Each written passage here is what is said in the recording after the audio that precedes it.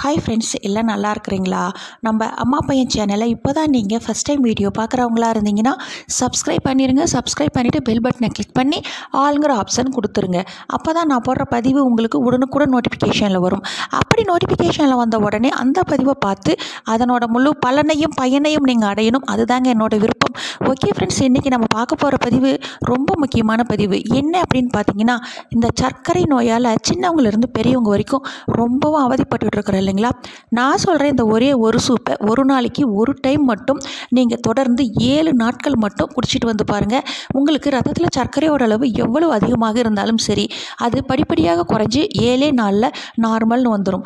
அது மட்டும் இல்லைங்க, உங்களுக்கு ரத்தத்தில் சர்க்கரையோட அளவு 300, 400, 500ன்னு இருந்தாலும் சரி, உங்களுக்கு மாத்திரை அல்லது ஊசி போடுறவங்களாக இருந்தாலும் சரி, இது குடிச்சிட்டே வரும் பொழுது 7 நாள் கழித்து உங்களுக்கு ஊசியே வேண்டாம், மாத்திரையே வேண்டாங்கிற அளவுக்கு வைக்கும் அளவுக்கு இருக்கும் இந்த ஒரே ஒரு சூப் குடிக்கிறதுனால. இது என்ன பொருள், என்ன சூப் அப்படின்னு பார்க்கும் பொழுது, இப்போ நார்மலாக நம்ம பயன்படுத்துவோம் இல்லைங்களா? இப்போ நம்ம சூப் குடிப்போம் இல்லைங்களா?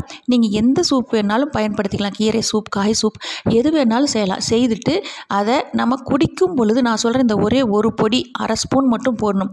என்ன பொடி அப்படின்னு பார்க்கும் பொழுது, நாவல் பழ கொட்டை பொடிங்க.